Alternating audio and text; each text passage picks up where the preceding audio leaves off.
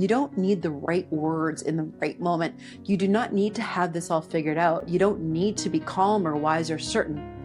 When you have absolutely nothing else, you always have a question, and that is enough to start. Do you find that you're often in conflict with your teenager and maybe they're yelling or maybe you're yelling, maybe something just came out of their mouth that hit you like a wall and every instinct you have is telling you to react? I am going to give you 4 reasons why what you do in that moment of asking questions matters more than you could think. Let me explain the power of a question with a story. So a few years ago, my daughter and I were driving home from a ski day and it was a good day. We were relaxed. It was just the 2 of us. And out of nowhere, she said she did not feel supported by me because I wasn't supporting her gap year because I was making her pay rent. And honestly, on the inside, I was not calm and I thought, she's done school. She's not in university. Of course she pays rent. And I felt the heat rise and I had every word ready to go. But instead, I paused. I kept my face neutral and I asked really gently, that's interesting. Why do you say that?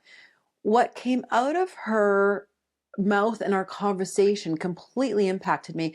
We spoke more and she talked about fear of adulting, fear of bills, fear that one day she would not be able to pay rent. And what would that mean for her? And in that moment, I understood that what had looked like pushback was actually fear dressed up as a complaint, and everything changed.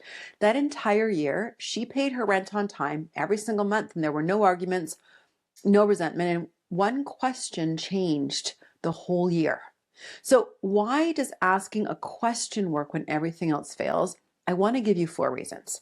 Because understanding why this works to ask questions is what will make you actually do it in the heat of the moment. So here's reason number 1.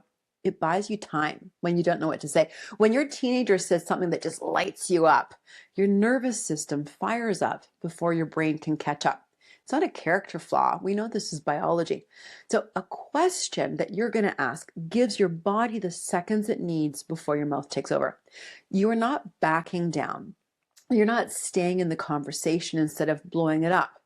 Reason number 2 is it signals that you are interested in them and not just the behavior. Most teenagers who shut down act out or come at you sideways, and they're not doing it because they're trying to be difficult. Underneath all of that is something they do not know how to say. So when you ask instead of react, you are telling them, I'm seeing you right now, not just what you're doing. I'm seeing you. And that's the difference between a conversation that closes and one that opens. Reason number 3, it hands them the lead. A question puts the next move completely in their hands.